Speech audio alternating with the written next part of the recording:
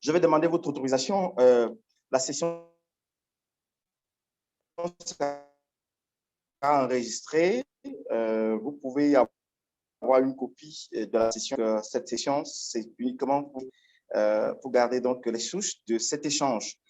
Et comme indiqué, donc, bien entendu, chers panélistes, chers participants, c'est un plaisir donc, de vous avoir cet après-midi dans le cadre de cette nouvelle édition de Open Data Day 2021. Il faudrait de prime abord rappeler que l'Open Data Day, organisé depuis plusieurs années par Open Knowledge Foundation, est une célébration annuelle des données ouvertes dans le monde. Et c'est donc une célébration qui traverse les frontières. Et donc, à l'occasion de cette année, cette journée a été ouverte, bien entendu, aux pays africains comme par les années passées, mais particulièrement une session comme celle-ci qui est ouverte pour la région Afrique francophone, organisée par Paradigme Initiative en partenariat avec Open Institute.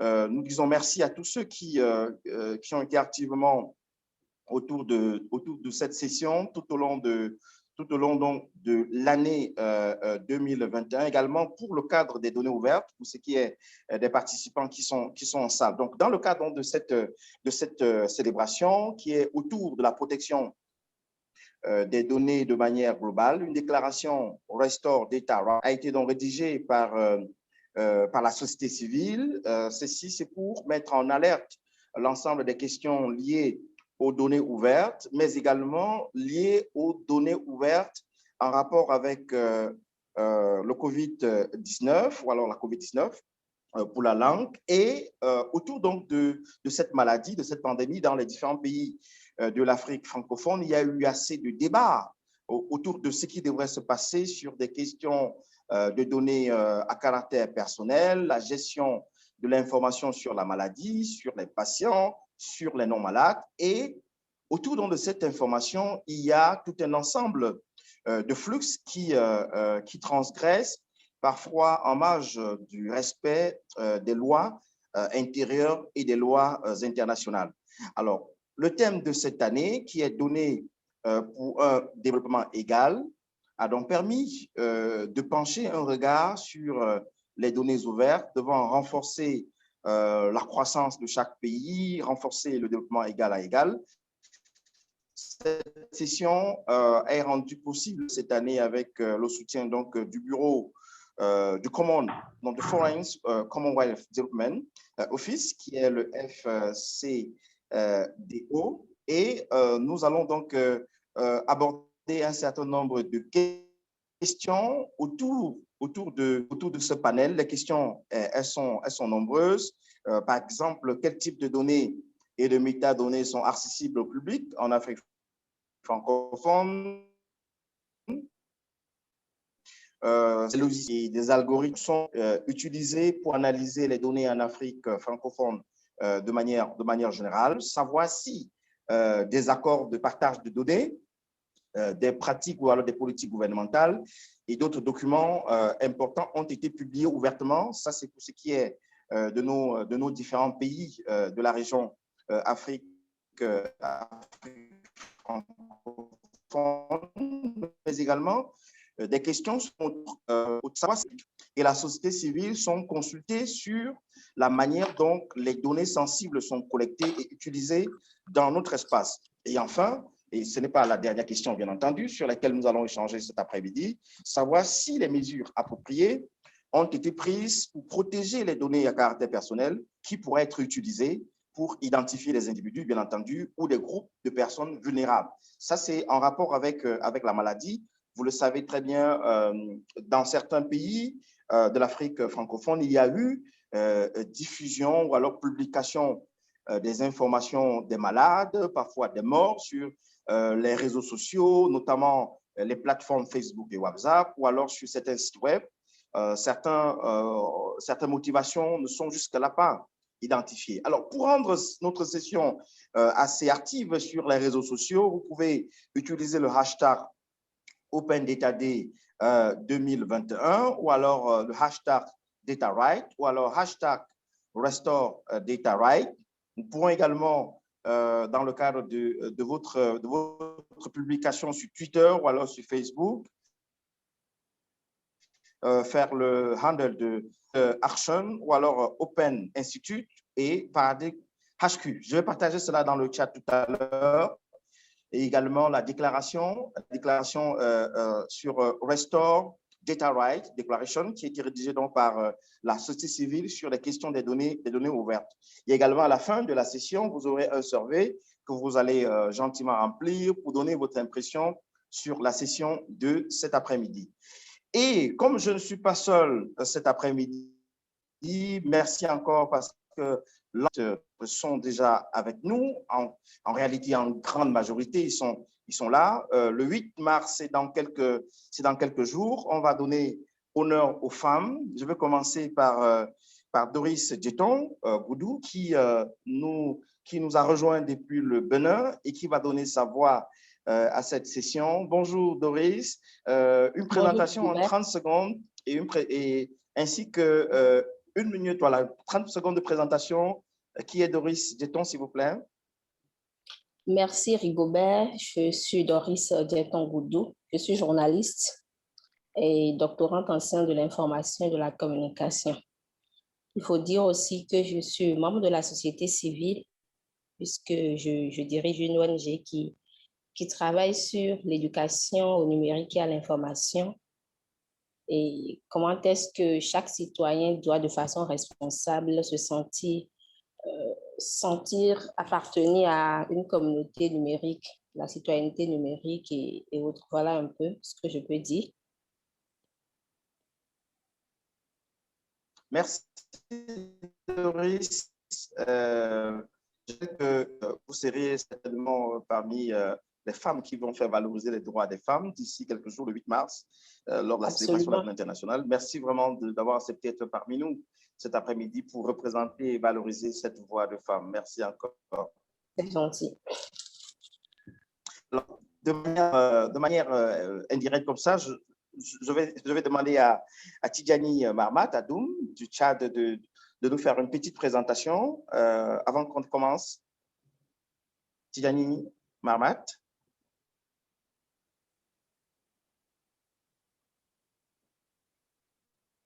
Alors, Tidjani Marmat, est-ce qu'il est avec nous? Est-ce qu'il nous écoute? Est-ce que toutes les conditions techniques sont réunies? Non, pas tout. Blaise Dola qui nous a rejoint tout à l'heure. On va lui donner la parole. Blaise Dola, bonjour. Une petite présentation et avant qu'on revienne avec vous tout à l'heure pour la situation dans le Congo DRC. Bonjour Blaise, bienvenue. Alors Blaise, votre micro n'est pas ouvert. Votre micro est fermé. Très bien. Ok, bonjour. Micro, je vous en prie. Votre micro est fermé. Je pense que là, ça va. Merci. Voilà. Ok, oui, ça va, je disais bonjour. Moi, c'est Blaise Ndola. Au fait, je suis résident à Goma, en République démocratique du Congo. Et là, je suis un peu en déplacement. Donc, je suis membre d'une ONG qui travaille sur les questions des droits de l'homme, mais aussi sur les questions numériques. Donc, notre travail est vraiment à l'intersection entre les droits de l'homme et les nouvelles technologies de l'information et de la communication. Donc, on essaie un peu de voir comment est-ce qu'on peut avancer avec l'éthique tout en respectant les droits de l'homme. Donc, voilà ce que je fais comme travail au sein de cette organisation, où c'est moi qui suis en charge de ce département. Mais à part ça, je suis aussi assistant, en anglais on dit lecturer, à l'université de Goma, donc dans le département des sciences sociales. Donc, voilà un peu ce que je fais. Merci Blaise Dola. Je rappelle que l'organisation, c'est Rudi International. Et ce sera l'occasion pour nous d'écouter, d'avoir la présentation de Franck Kouyami. C'est le Bénin qui nous honore aujourd'hui. Franck, bonjour, bienvenue. Présentation rapide. 30 bonjour secondes. Rigobert, bonjour à tous. Je suis Franck Kouyami, je suis ancien président du bureau du Forum pour la gouvernance, sur la gouvernance Internet au Bénin, mandature 2017-2019. Je suis consultant en système d'information et ancien membre de l'association qui organisait les Open Data Day au Bénin, donc membre également de la société civile au Bénin, spécialisé sur les questions d'Internet et de droits numériques. Merci beaucoup, Franck. Donc, merci beaucoup. C'est un plaisir de vous avoir. C'est important de se présenter. Cette partie, elle est importante pour permettre à ceux qui regarderont notre bande, que ce soit sur YouTube, alors les partenaires qui pourront regarder, de savoir qui sont ceux qui ont la parole cet après-midi. Ababakar Diop de Junction au Sénégal. En 30 secondes, on peut avoir votre casquette, s'il vous plaît. Oui, merci Rigobert. Moi, c'est Ababakar Diop. Je suis juriste et président de l'organisation Jonction. Jonction travaille sur les questions des droits numériques de manière générale en termes d'analyse, d'études et de plaidoyer. Voilà en 30 secondes. Merci. Merci beaucoup. Vous avez utilisé 30 secondes exactement. Je vais revenir à Tidjani Mahmat Adoum du Tchad. Oui, bonjour Rigobert. Bonjour Tidjani, bienvenue. Vous me recevez, je pense, voilà. Donc, je pense que si la qualité de ma connexion n'est pas bonne, donc vous comprendrez. Et puis voilà, donc je m'en excuse pour tous ceux qui m'écoutent. Je suis Tidjani Mahmat Adoum, je suis du Tchad, je suis le président du chapitre tchadien de l'Internet Society. Et je suis également le coordonnateur Afrique centrale de la société civile africaine sur la société de l'information. Membre d'IGF Tchad, chargé de communication du secrétariat exécutif d'IGF Tchad. Voilà, donc pour me résumer, je pense que ça suffit comme ça pour les 30 secondes. Merci beaucoup, Tidjani. Je crois que nous avons fait le tour de l'ensemble des... nous avons, sur les 6 panélistes attendus ce jour, nous avons 5 panélistes. Je rappelle que Isor Tchad et Rudy International travaillons sur un projet important pour lier donc projet DAL. Justement, on y reviendra, bien entendu, avec ces détails dans d'autres sessions qui pourront intéresser les participants qui sont... Alors, nous allons aller de plein avec les participants, et en commençant par vous-même. Je vais donner la parole à Blaise Dola pour qu'il puisse nous présenter un peu de manière globale la situation des données ouvertes liées au COVID-19 en République démocratique du Congo. Blaise Dola, quel est le cliché aujourd'hui? Qu'est-ce qu'on peut retenir des données ouvertes liées au coronavirus en DRSI? Merci Rigobert pour la parole. Au fait, d'entrée de jeu, je voudrais d'abord dire que en République démocratique du Congo, actuellement, nous n'avons pas une loi sur l'accès à l'information publique. Pour dire que oui, il y a des données qui sont collectées, il y a des informations que les services publics détiennent, mais il n'y a aucune loi au fait qui les rend obligés à donner accès à ces données. Donc, voilà pourquoi on peut globalement dire qu'il n'y a vraiment aucune politique sur les données ouvertes en République démocratique du Congo. Sinon, durant la pandémie de la COVID-19, on a eu à collecter les données des gens en masse. Par exemple, pour passer des tests COVID, on collecte même des données qui ne sont vraiment pas essentielles dans le cadre de la pandémie. Et on collecte ces données-là sans donner à la population des garanties sur comment est-ce qu'on va utiliser ces données-là, comment est-ce qu'on va les traiter, avec qui est-ce qu'on va le partager, ainsi de suite. Donc, il y a le ministère de la Santé avec ses partenaires qui collectent les données. Mais il faut quand même souligner quelque chose, c'est que sur les sites web du ministère de la Santé, on peut juste trouver des chiffres, mais on ne va pas trouver les identités des personnes contaminées ou bien des personnes qu'on a testées. Donc, c'est quand même un pas positif. Quoi qu'on ne peut pas partager ces données-là avec la société civile, mais quand même, on sait que le gouvernement détient ces données-là. On ne sait pas pour quelle durée, pour quelles autres finalités, à part celles statistiques, donc pour essayer un peu d'endiguer la pandémie. Donc, voilà un peu la situation générale. C'est que, je me résume, il n'y a pas de loi sur l'accès à l'information.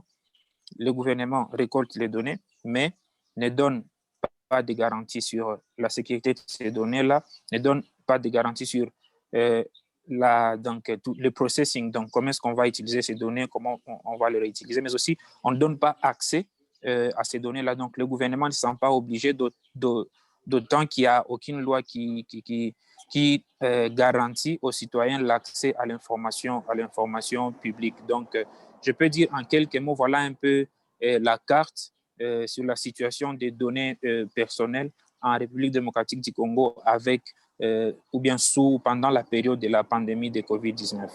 Je ne sais pas si j'ai été explicite. Hein. Vous avez été explicite, Blaise. Merci beaucoup pour cette carte globale. On va donner la parole à Doris Djeton Goudou du Bénin. Je rappelle que Doris a rédigé un article très intéressant sur le coronavirus et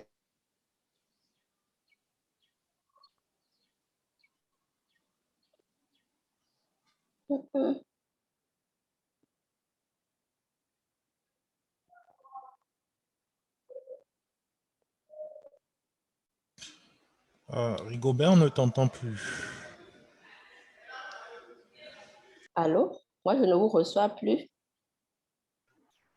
Doris, c'était à toi, on t'avait donné la parole. J'espère que Rigobert a eu un problème technique, mais il était en train de vous donner la parole juste après mon intervention. D'accord, donc je peux y aller. Oui, Doris. D'accord. Déjà, merci beaucoup de m'avoir associé à ce panel. Par rapport à ce qui est du point de la présentation du tableau en termes de Open Data au Bénin, je crois que mon aîné Kouyami Franck est mieux placé pour faire ce point. Ce que moi, je voudrais partager dans ce panel, c'est, disons, mon expérience quand j'ai voulu avoir des données par rapport à la rédaction de mes articles. Alors, d'abord, selon l'Open Knowledge Foundation, les critères sur lesquels il faut s'appesantir pour parler d'Open Data, parmi les critères, il y a la disponibilité.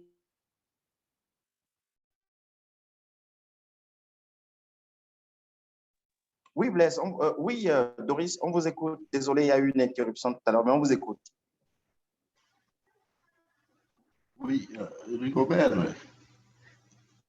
si vous pouvez désactiver les vidéos, ce serait encore mieux. Hein?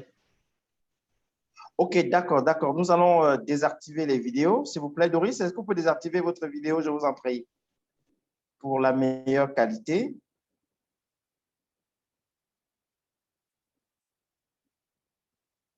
Alors, je crois que oui, merci. On peut désactiver les vidéos pour alléger la bande passante. En attendant que Doris nous rejoigne. Alors, Ababakar, je reviens à vous, de Johnson. Bon. Est-ce que vous pouvez… Oui, je reviens à vous, Doris. Oui, Doris, la situation globale des données ouvertes liées au coronavirus au Bénin en tant que journaliste. Je disais que oui, certes, c'est sûr que le gouvernement a collecté des données, mais ce que moi j'ai remarqué, c'est-à-dire parmi les critères identifiés par l'Open Knowledge Foundation pour parler de Open Data, il y a la disponibilité. Et au Bénin, en termes de disponibilité, je pense qu'il y a un problème qui se pose. Au-delà des données collectées pour nous informer sur le nombre de cas, le nombre de décès, le nombre de ceci ou de cela, il n'y a pas eu de données en tant que telles mises à la disposition du public.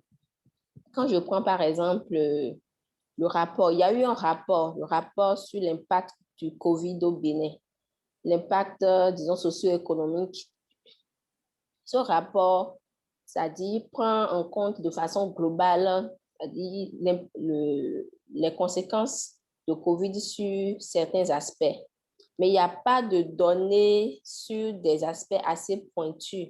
Je le dis parce que derrière la crise sanitaire, c'est quand même une crise sociale, une crise économique et aussi environnementale.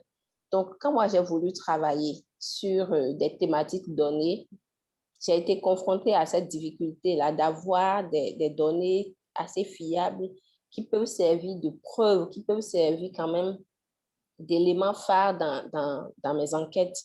Et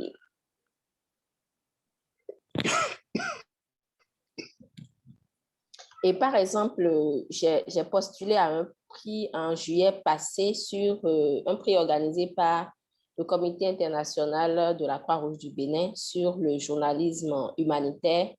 Et j'ai voulu postuler avec une enquête sur le COVID. Mais l'aspect que j'ai choisi en premier lieu, j'ai traîné là-dessus pendant 1 mois et demi sans avoir des données que je recherchais. Donc, j'ai dû trouver un autre pan qui ne me semblait pas tout à fait assez intéressant. Et finalement, c'est sur ça que j'ai dû me rabattre parce que là, j'ai pu trouver des personnes ressources qui ont partagé, qui ont accepté et se prononcer sur la question. Il y a des aspects sur lesquels c'est vraiment silence radio et personne ne veut en parler. Donc, il y a d'abord cette difficulté au niveau de la disponibilité des données sur le COVID au Bénin au regard du travail que j'ai eu à faire. Au niveau de la table ronde, je vais revenir sur d'autres éléments pour montrer véritablement la pertinence de ce dont je parle. Mais comme je le disais à l'entame, l'aîné Kouyami Franck pourra vous faire, disons, un tableau plus global de la situation en termes de données. Merci. Merci beaucoup. Alors, on va donner la parole directement à Franck Kouyami pour qu'il puisse intervenir à votre suite, Doris, avant qu'on donne la parole au Sénégal avec Ababakar. Franck, alors, on a écouté Doris tout à l'heure sur la question. En tant que journaliste, elle n'a pas véritablement eu la possibilité de travailler avec célérité. Elle n'a pas eu les données qu'elle recherchait pour son travail. Est-ce que vous pensez que l'État ou bien le gouvernement dispose réellement des données et refuse de les rendre ouvertes, ou alors c'est une erreur de gestion tout simplement où on sélectionne des personnes qui doivent avoir les données, par exemple au niveau du pays? Franck.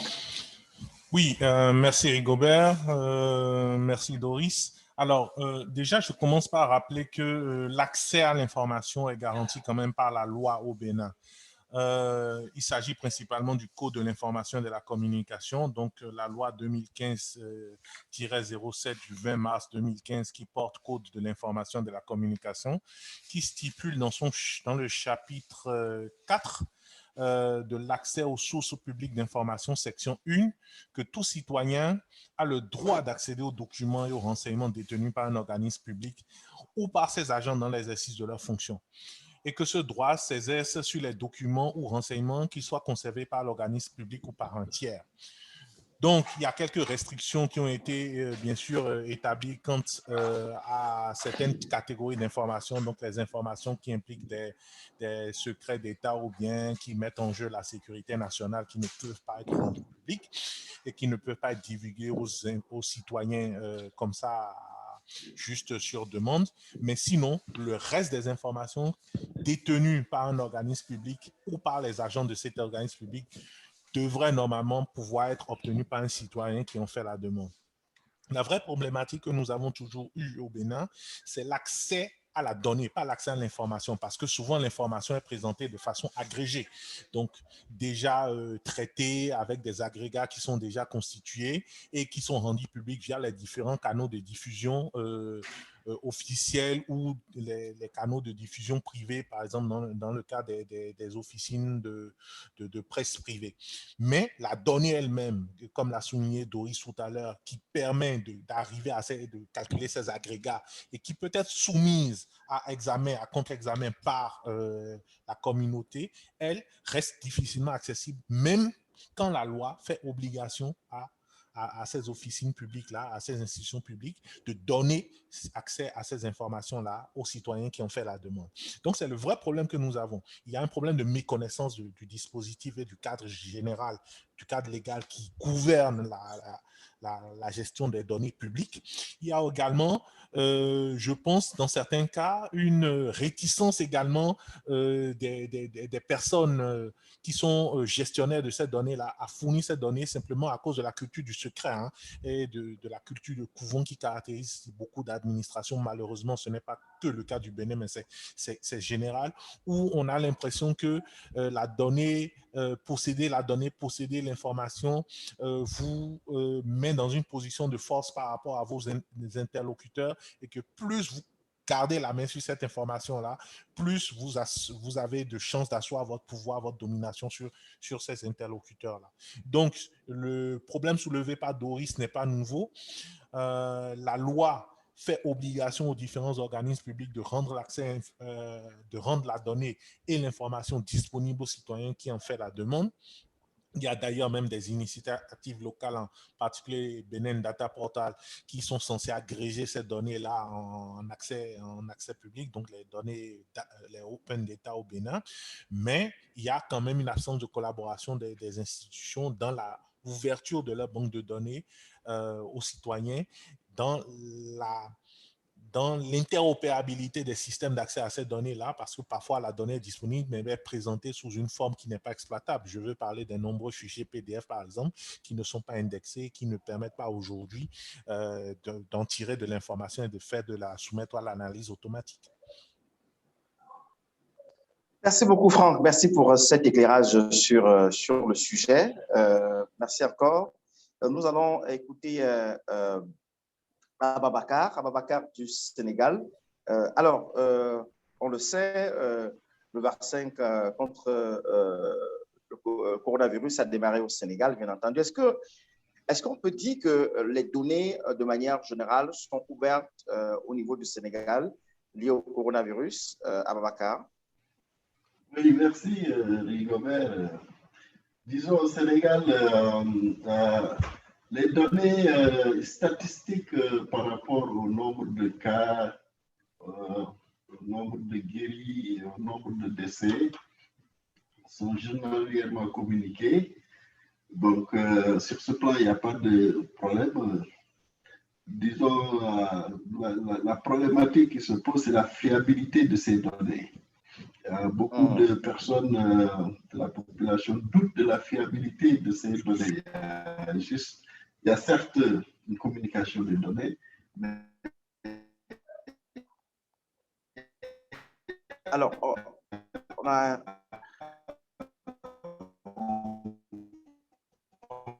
j'imagine, je ne sais pas si les autres panélistes vous écoutent, la communication n'est pas fluide, Ababakar.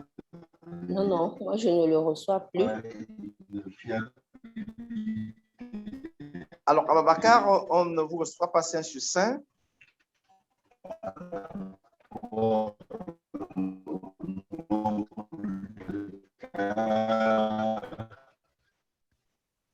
Ababakar, oh, désolé, la communication n'est pas très bonne avec vous, je vous en prie.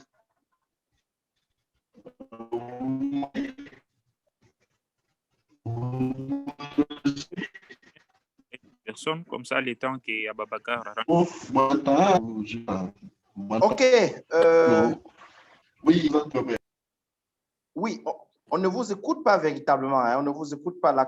Votre connexion n'est pas très bonne. Donc, on va revenir avec vous tout à l'heure. Vous m'entendez maintenant?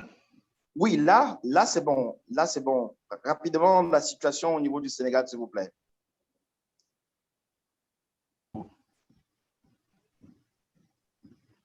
Ababakar?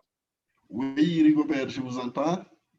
Oui, allez-y, présentez-nous la situation. On ne vous a pas vraiment écouté. La communication n'était pas bonne. Ouais, maintenant, ça va? Oui, maintenant, c'est mieux. Allons-y.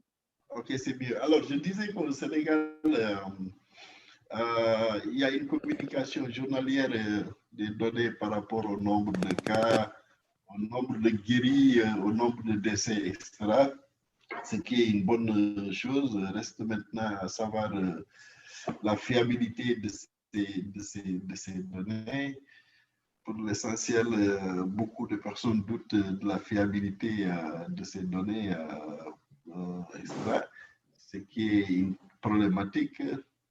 Deuxièmement, la vaccination a commencé au Sénégal, mais je pense que le gouvernement a un peu failli par rapport à la communication des données sur ce plan, parce qu'on ne sait pas si, pour des questions de transparence, est-ce que le vaccin a été acheté ou nous a été gratuitement offert par la Chine. Et jusqu'à ce jour, le gouvernement n'a pas encore communiqué là-dessus de manière claire. Et donc, du point de vue de la transparence sur ce plan, il reste encore beaucoup de choses à faire. Merci beaucoup, Bakar.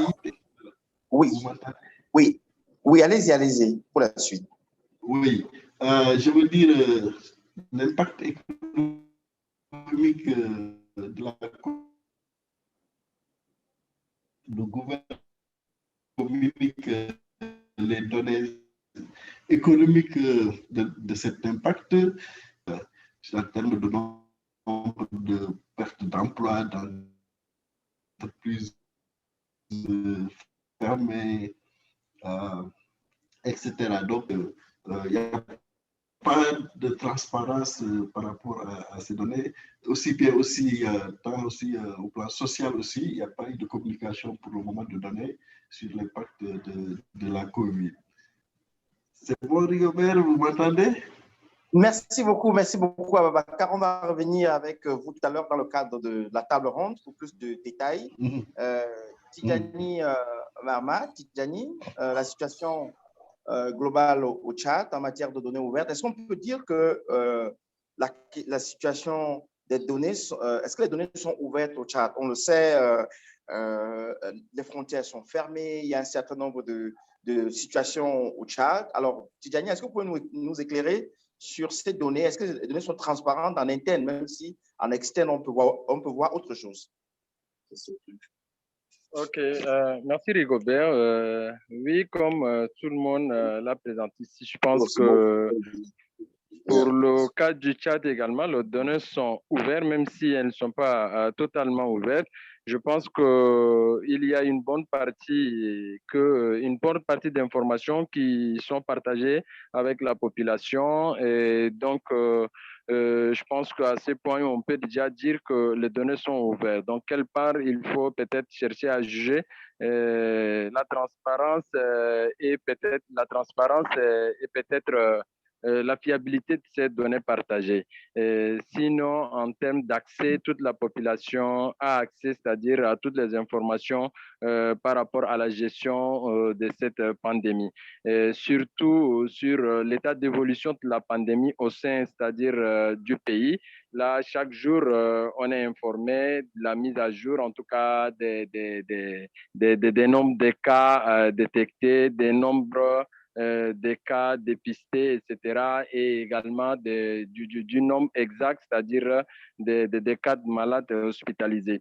Et par rapport, maintenant, quand je disais tout à l'heure, pas totalement, c'est justement du point de vue, c'est-à-dire de la gestion financière de cette pandémie que la population n'a pas, en tout cas, d'informations.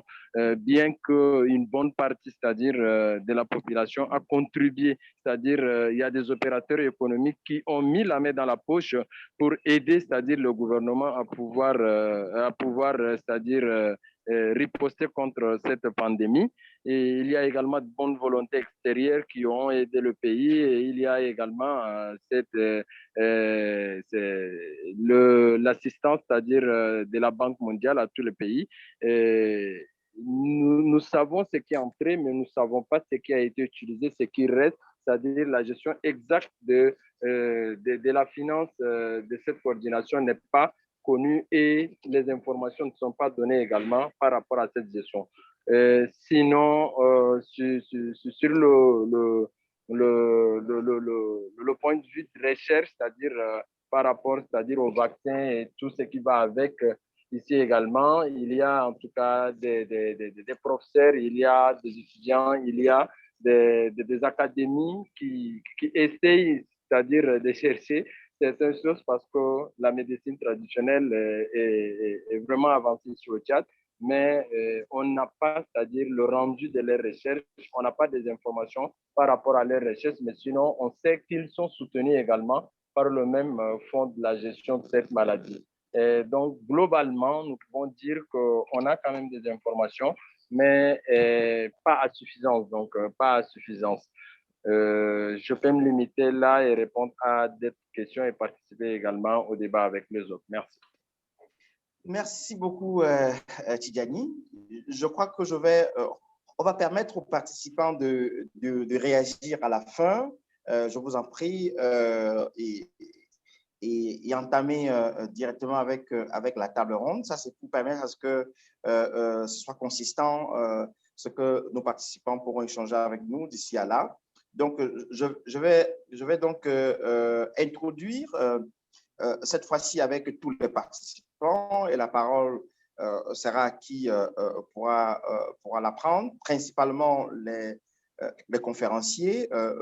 Pour la session, les participants pourront intervenir après, bien entendu. Alors, la question, elle a été partagée. Que signifie globalement pour vous la notion, voilà, les décisions qui ont été prises sur l'ouverture et la transparence des données liées au coronavirus? On a écouté la situation au Tchad, on a écouté la situation en République démocratique du Congo, au Bénin, au Sénégal.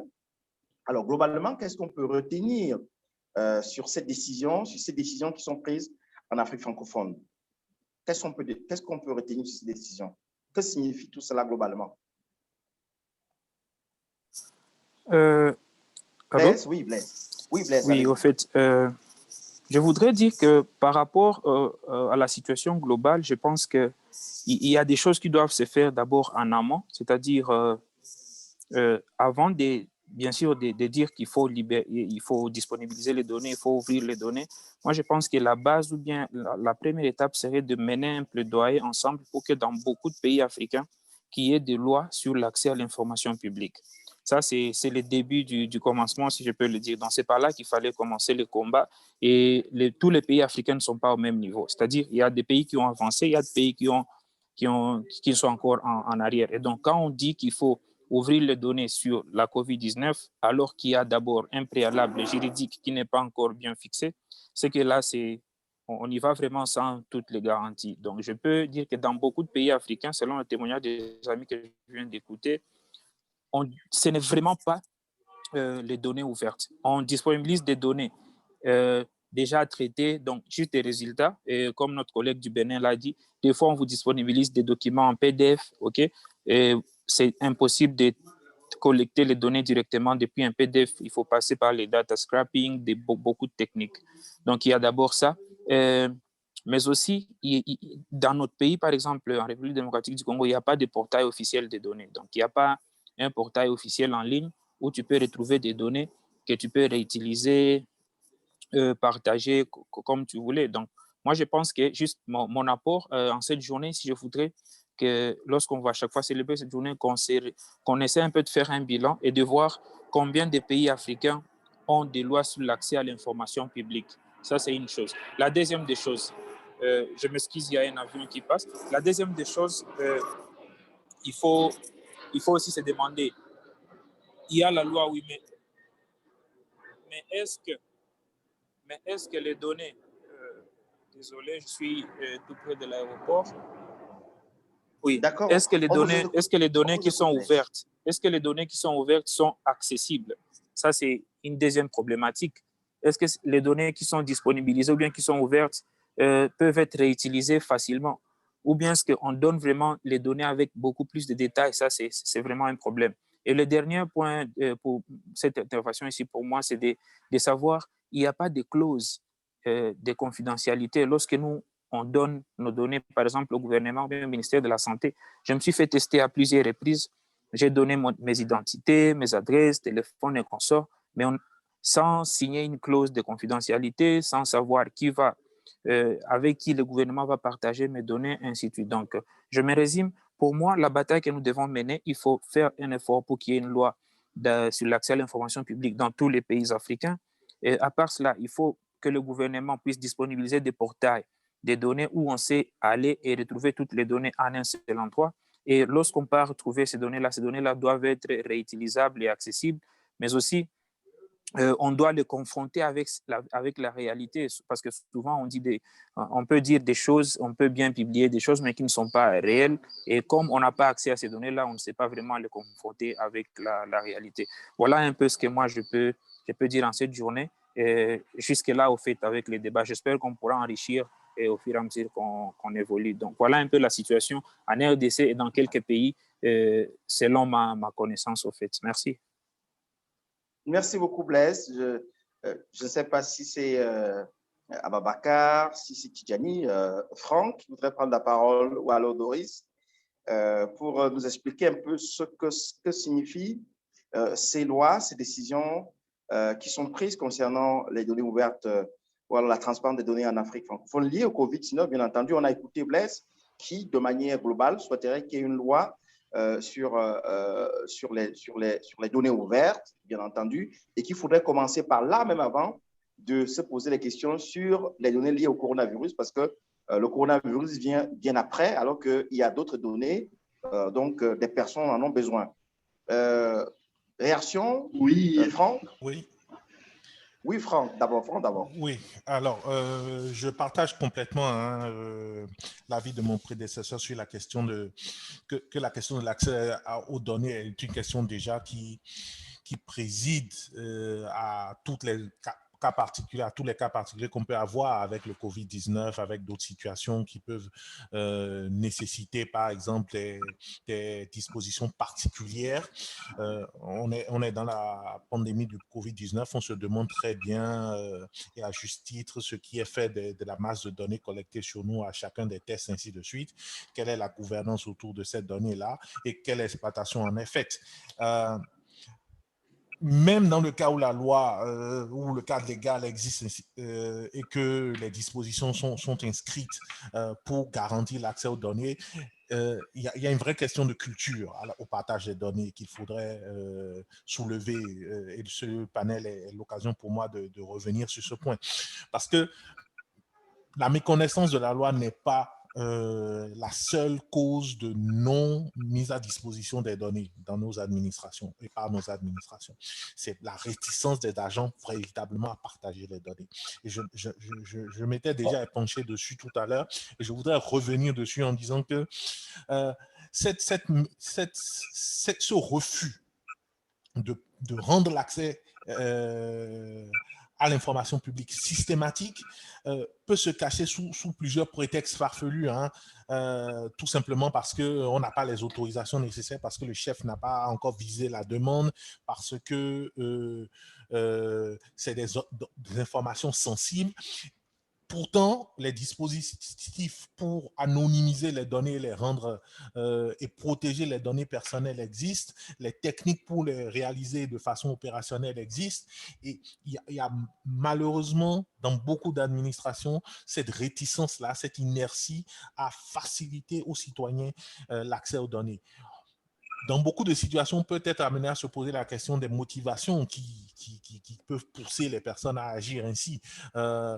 Est-ce parce qu'ils ont peur de la critique? Est-ce qu'ils ont peur que les résultats d'une contre-analyse de cette donnée-là ne corroborent pas les agrégats officiels présentés? On peut disserter à loisir dessus, mais la société civile et les organisations de la société civile, pour toutes ces organisations, c'est un combat unique que d'obtenir simplement que la loi, quand elle existe, soit appliquée ou quand elle n'existe pas, qu'elle soit prise de façon à garantir aux citoyens l'accès à ces données-là. Pas à l'information, mais aux données. Je voudrais m'en arrêter là. Merci beaucoup, Franck, pour cet ajout, pour cet éclairage pertinent, bien entendu, qui rejoint l'éclairage de Blaise. Ababakar, tu voulais réagir tout à l'heure. Vous avez la parole, je vous en prie. Oui, Rigobert, merci. Oui, pour l'essentiel, je suis d'accord avec les intervenants sur cette question. Je pense que effectivement, il nous faut tout d'abord un encadrement juridique et institutionnel des données ouvertes, ce qui fait défaut pour l'essentiel de nos pays en Afrique francophone. C'est vrai qu'au Sénégal, il y a une loi qui organise les activités statistiques et qui impose des modalités d'accès aux données statistiques détenues par l'administration. Et que c'est vrai que cette loi nous dit que bon, les utilisateurs peuvent accéder à ces données selon certaines modalités et que Mais le problème qui se pose par rapport aux données ouvertes, c'est lorsque l'administration, à mon avis, devrait mettre sur la place publique des données qui contiennent une partie qui concerne une partie de la vie privée des personnes, des citoyens ou des données à caractère personnel. Et là, souvent, les administrations ont des problèmes de savoir comment protéger la vie privée et tout en donnant les données ouvertes. Alors, là, il y a un problème très profond ici. Bon, au Sénégal, nous avons la loi sur la protection des données personnelles. Nous avons une commission de protection des données personnelles.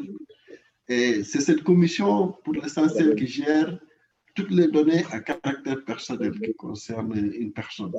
Et c'est cette commission qui donne des autorisations de divulgation ou de non-divulgation, de collecte ou de non-collecte des données. Et je pense que ça, c'est une avancée au Sénégal. Seulement, c'est la loi qui encadre juridiquement les données à caractère personnel et la vie privée date de 2008, donc ça date de très longtemps. Et c'est pourquoi on a enclenché un projet de loi pour abroger cette loi de 2008 et mettre en place une nouvelle loi qui va s'adapter à l'environnement numérique actuel. Parce que, bon, comme vous savez, l'environnement numérique est dynamique et donc il faut plusieurs fois adapter les lois et l'encadrement institutionnel. Hein. Voilà de manière ramassée. Hein. Merci beaucoup, Ababakar.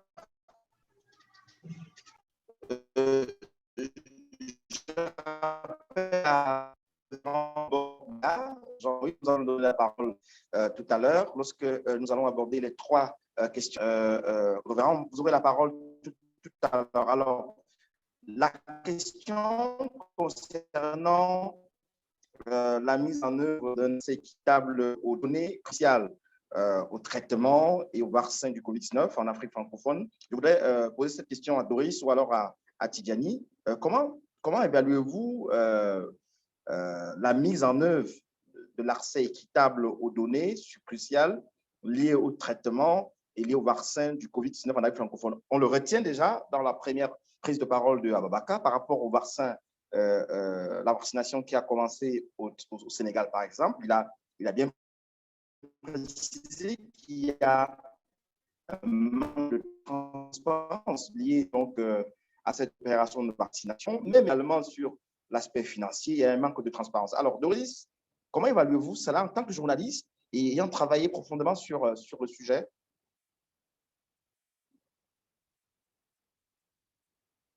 Doris certainement a des petits soucis pour nous joindre. Tidjani, au Tchad, comment évaluez-vous si vous êtes avec nous, si tout est stable? Est-ce qu'on peut vous écouter sur la question, s'il vous plaît? Alors, Doris est avec nous. Oui, Doris. Oui, je disais que, voilà, toutes mes interventions vont tourner autour du travail que je fais parce que j'ai été plusieurs fois, quel que soit l'aspect du sujet COVID que je veux traiter, j'ai toujours rencontré soit de la réticence ou un refus catégorique d'avoir les informations nécessaires pour mener une enquête. Et en tant que journaliste, nous ne pouvons pas faire des supputations, il faut des preuves, il faut des données qui corroborent l'hypothèse que nous posons au début de notre enquête. Et avant d'en venir au vaccin, j'ai voulu par exemple faire un travail sur les violences à l'égard des femmes pendant la période du confinement ou du cordon sanitaire au Bénin. C'était en novembre passé dans le cadre des 7 jours d'activisme de lutte contre les violences à l'égard des femmes et des filles. C'est vrai que j'ai eu des témoignages de femmes, de jeunes femmes qui ont été violentées et tout, mais il n'y a pas eu d'études, il n'y a pas de la documentation au Bénin qui dit, voilà, le gouvernement a fait un travail dans ce cadre, ou bien l'INSAE, c'est-à-dire l'Institut national de statistique et d'analyse économique a fait un travail dans ce sens. Donc, tant qu'on n'a pas les données tangibles, on ne peut pas finaliser une enquête. Et depuis 2 mois, je crois, avec un ami, nous sommes en train de travailler sur comment le Bénin se prépare par rapport à la vaccination. Quelles sont déjà les démarches menées au moment opportun, comment ça va se passer, qui sera vacciné, qui ne le sera pas, dans quelles conditions et quel sera, disons, le dispositif. Et à peine entamé, on s'est rendu compte que il n'y a pas d'interlocuteur valable pour nous dire ce que nous voulons savoir. Quand vous contactez quelqu'un, il dit, il faut que mon chef l'autorise. Et celui-là demande qu'un autre chef l'autorise. Et puis, nous sommes dans disons, face à une situation où on n'a pas celui qui va nous dire. C'est clair que la panique et la polémique engendrée par le corona à ses débuts en fait qu'il y a une certaine réticence, ça peut se comprendre. Mais pour des journalistes qui ont besoin de travailler, de produire des enquêtes afin que l'opinion publique soit davantage éclairée, moi, je trouve ça un peu aberrant. Donc, il y a au moins ces sujets que nous essayons d'explorer et jusque-là, ça n'a pas... Alors, comment faire, Doris? Comment faire à ce que les données soient équitables? Comment faire? Moi, je pense que nous en venons déjà à une autre problématique, c'est-à-dire comment est-ce que la société civile se mobilise pour davantage faire le plaidoyer et faire comprendre en réalité disons, aux autorités que en réalité, ce n'est pas pour aller à l'encontre de ce qu'ils veulent ou bien pour nuire ou non. Le journaliste, dans le cadre de son travail, sait quand il doit mettre certaines personnes ressources sous anonymat pour finaliser son travail. Et nous savons bien le faire. Donc, les données, en réalité, c'est pour davantage éclairer l'opinion publique. Je prends par exemple un sujet sur l'impact du coronavirus sur, disons, les femmes dans l'informel. C'est vrai, si c'est avoir les témoignages des femmes et autres, nous l'avons. Mais des données tangibles qui prouvent que voilà, il y a une étude qui a été réalisée et on peut prendre ça et le brandir. Parce que les enquêtes, généralement, c'est parfois transfrontalière et si ce n'est pas assez solide à l'intérieur, on ne peut pas brandir ça. Et ce qu'on finit par faire, c'est de choisir un pan du sujet où on sait que bon, on peut trouver des personnes aux ressources, des experts qui sont à leur propre compte, qui peuvent parler. Mais ça ne rend pas compte de ce que le gouvernement a produit en termes de données, en termes d'informations et tout. Donc, bon, je pense que la société civile doit davantage surner, comme l'a dit mon aîné Franck Kouyamine, et mener davantage le plaidoyer pour que la loi qui existe déjà au Bénin soit quand même appliquée et que nous ayons accès à ces données-là dans le cadre de notre travail.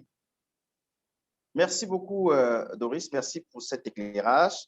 Et je m'en vais aborder la question. Cette question va s'adresser, je crois que Blaise ou alors Franck pourrait revenir sur comment mettre en œuvre un accès équitable aux données cruciales. Tidjani, vous pouvez nous donner en 30 secondes quelle est la stratégie qu'il faut utiliser pour mettre en œuvre un accès équitable aux données, cruciales, par exemple, comme celles liées au coronavirus?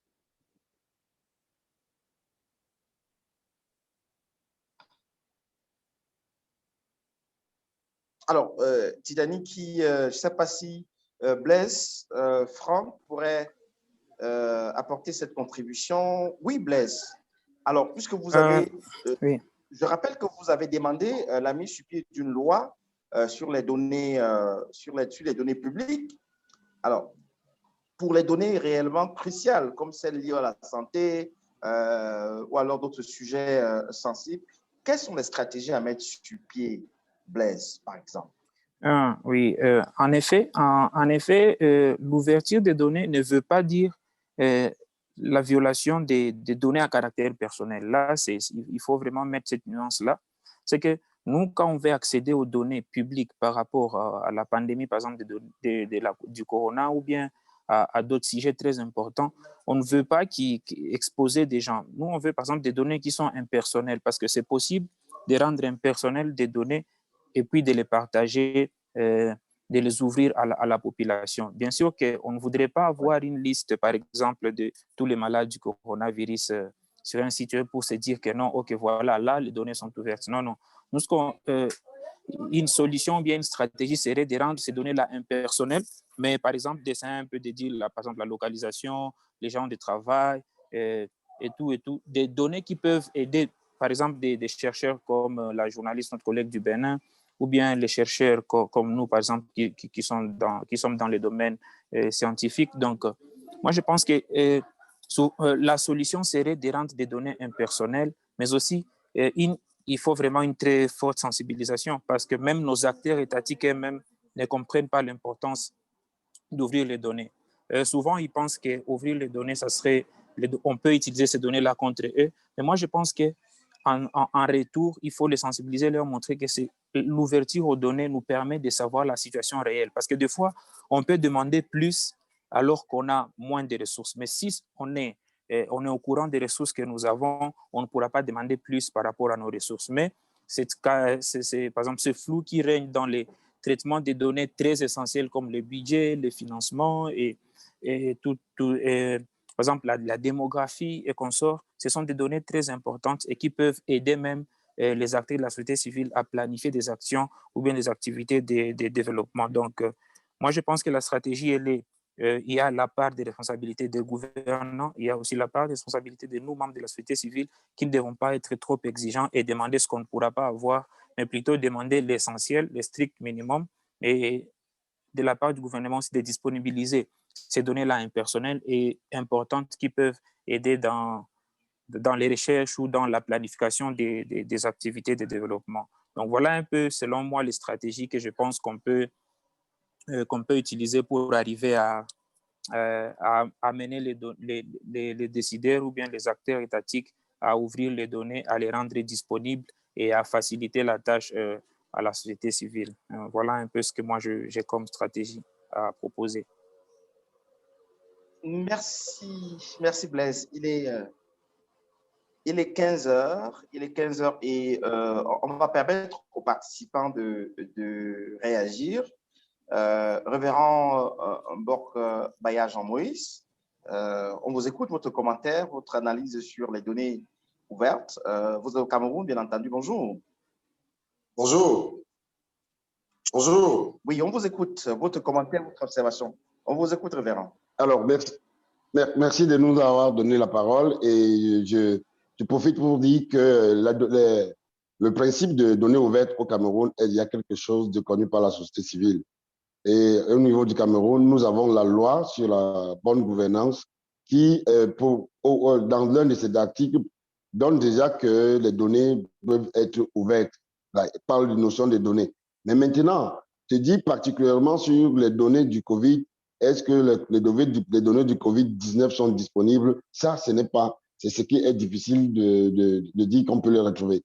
Lorsque vous avez besoin d'informations au niveau vous allez vers le ministère de la Santé pour avoir des informations. On vous donnera des informations que vous pouvez recouper dans les journaux ou bien c'est un peu des tweets pour pouvoir avoir des tweets du ministre ou bien on va vous donner quelques informations mais qui ne peuvent pas être des informations qu'on peut localiser. On peut dire que c'est disponible dans une base de données. On peut aller prendre là-bas. Donc, au niveau du Covid-19, actuellement, le Cameroun est en train déjà, hier, le Premier ministre a pris une décision disant que le vaccin sera inoculé aux personnes à partir de 50 ans. Au moins 2000 vaccins sont dans l'attente dans les prochains jours. Bon, maintenant, on ne peut pas savoir. Et le ministre de la Santé, pour lui, communique disant que c'est le personnel de la santé qui est prioritaire.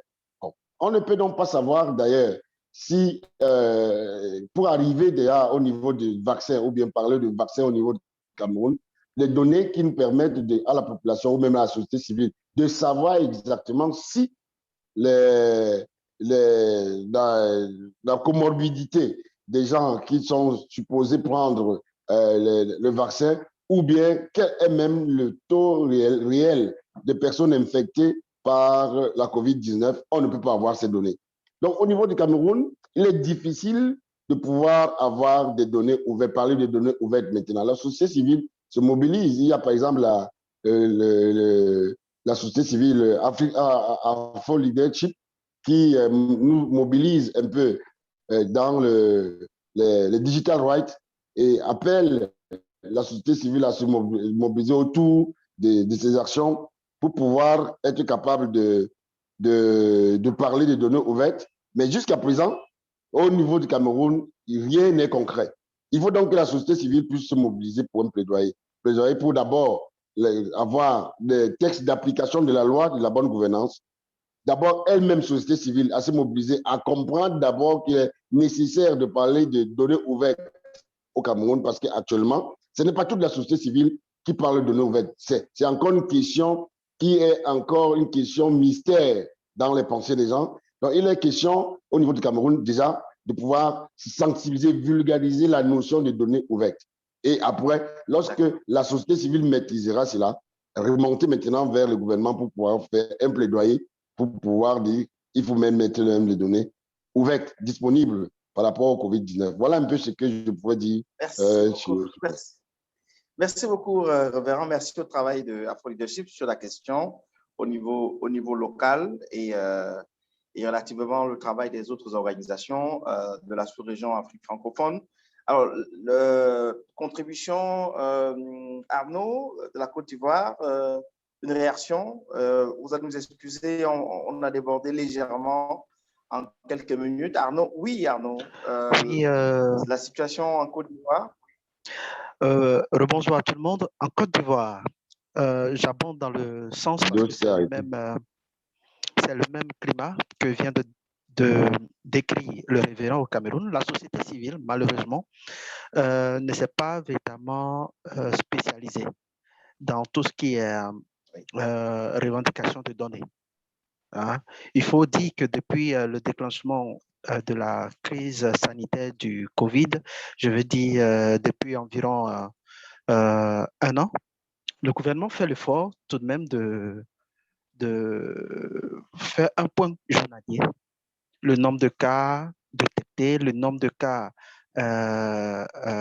dépistés, tout ça mis ensemble. Il y a eu un appel à la solidarité où le gouvernement a appelé les entreprises publiques, les personnes de bonne volonté à mettre ensemble un fonds pour soutenir les couches défavorisées. Et le gouvernement a fait l'effort quand même de publier les montants collectés, comment est-ce que ça a été réparti. Mais on a des médias, naturellement, des médias d'investigation qui ont relevé effectivement des détournements. Tout ça parce que la société civile ne se sent pas assez, ne sent pas que c'est un créneau assez intéressant pour talonner le gouvernement dans ses actions vis-à-vis de la population. Donc, c'est rôle libre pour nos dirigeants de manipuler, si vous me permettez les chiffres, parce que la société civile n'est vraiment pas active sur ce terrain-là. Voilà. Merci beaucoup, Arnaud. On ne doit pas assez durer longtemps. Je vais donner 1 minute à chacun de nos panélistes ici pour la conclusion. Nous vous disons encore merci. Nous sommes allés au-delà de 15 heures. Toutes nos excuses. Je vais commencer par qui veut la prendre en 1 minute, ou alors je commence. Blaise Lola, en 1 minute, votre conclusion sur ce sujet. Donc, merci d'abord pour l'invitation et merci à tous les intervenants. On a vraiment appris et on a eu beaucoup d'éléments. Moi, en cette journée aussi, je voulais juste communiquer, peut-être je voulais juste faire passer le message à tous de mener des actions à 2 niveaux. Donc, on commence d'abord par sensibiliser les acteurs de la société civile pour qu'ils comprennent l'importance des données, mais aussi comment réclamer une certaine ouverture. Et à un autre niveau, c'est-à-dire le niveau de nos gouvernants, qui doivent aussi comprendre que les données sont nécessaires pour éclairer les actions, bien pour diriger les actions de la société civile. Donc, ce n'est pas une bataille entre le gouvernement et la société civile, mais plutôt c'est un travail qu'on doit mener ensemble pour arriver à développer notre pays. Donc, et pour ce qui est le cas, par exemple, de la COVID-19, je voudrais juste appeler tous les amis à bien sûr réclamer l'ouverture des données, mais beaucoup plus des données impersonnelles, donc c'est-à-dire des données qui ne vont pas exposer aussi les auteurs. Donc, voilà en gros ma conclusion. Merci. Et bonne fête des Merci Open beaucoup. Data Day.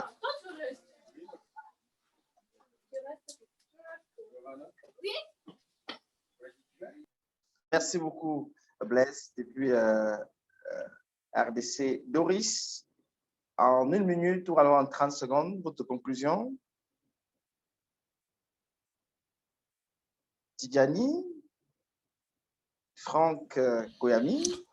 Oui, si tu permets, je prends directement la parole pour déjà remercier Paradigme Initiative pour cette table ronde qui se tient à distance, certes, mais bon, c'est une des conséquences des périodes que nous vivons. Et également m'associer à tous mes prédécesseurs pour appeler l'ensemble des acteurs de la société civile dans l'Afrique francophone à militer activement pour l'ouverture des données publiques aux citoyens.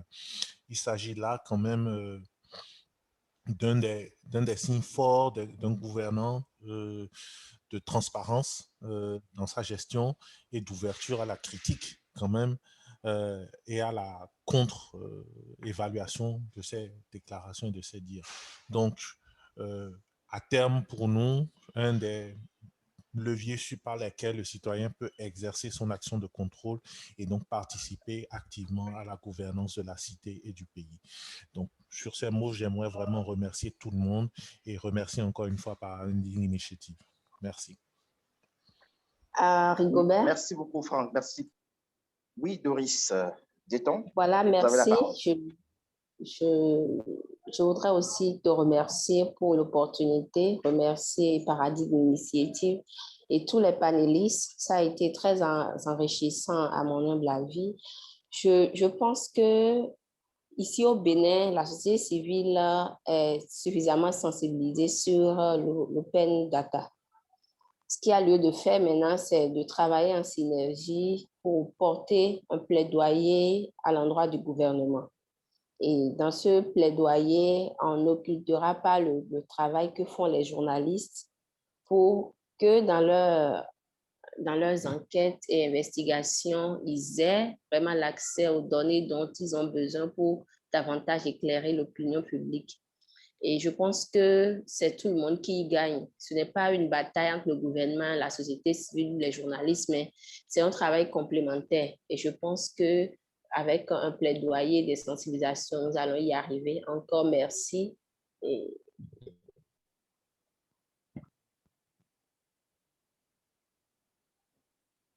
Merci beaucoup, Doris.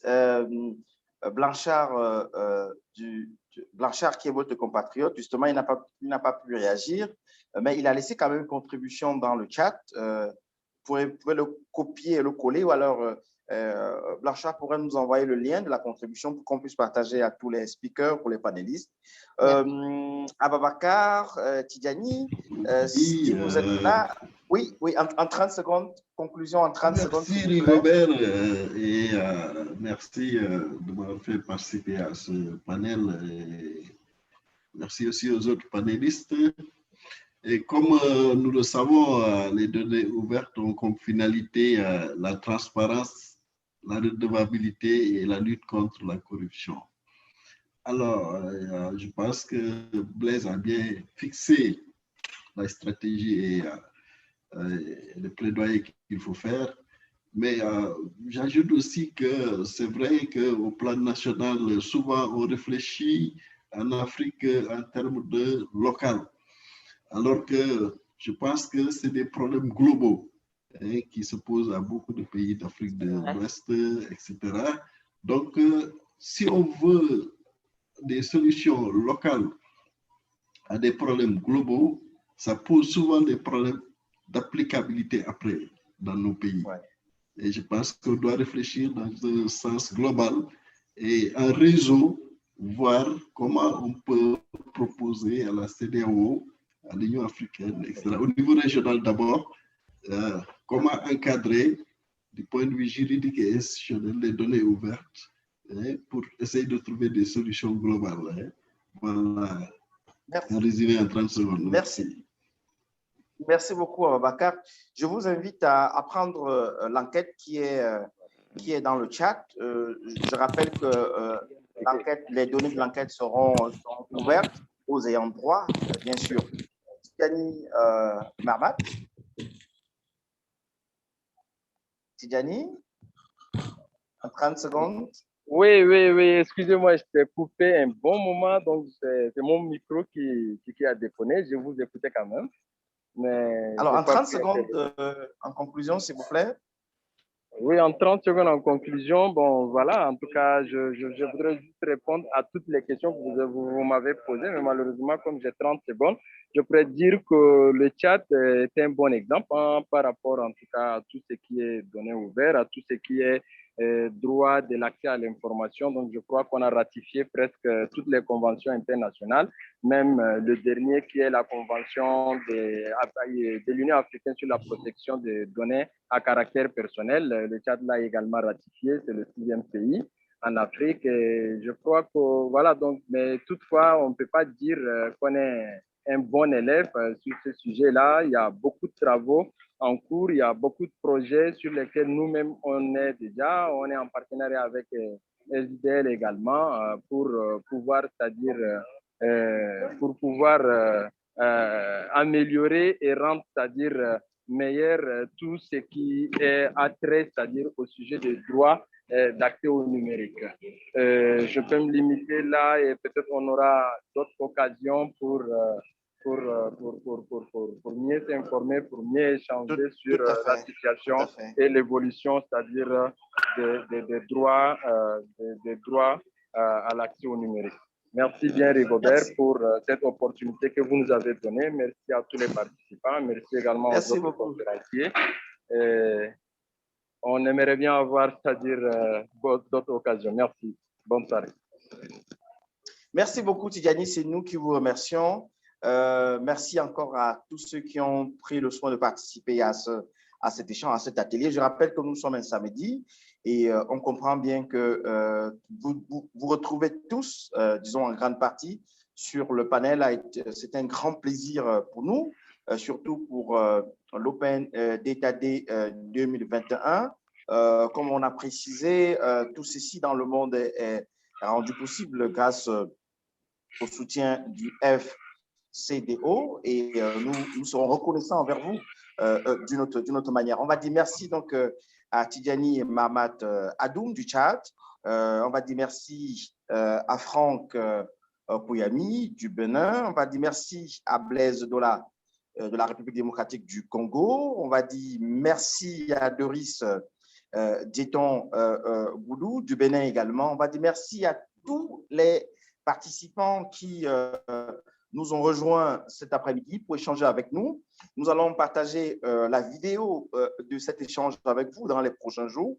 Également, la bande pourra être regardée sur les réseaux sociaux, notamment YouTube et Facebook, pour pouvoir partager les connaissances de cet échange avec d'autres personnes qui n'ont pas pu être là aujourd'hui avec nous. On retient tout simplement de manière globale que l'Afrique francophone a de sérieux problèmes de transparence dans les données ouvertes, malgré quelques efforts, notamment le Tchad, le Sénégal, le Bénin, le Cameroun et autres sont un peu en retard. Il faudrait améliorer.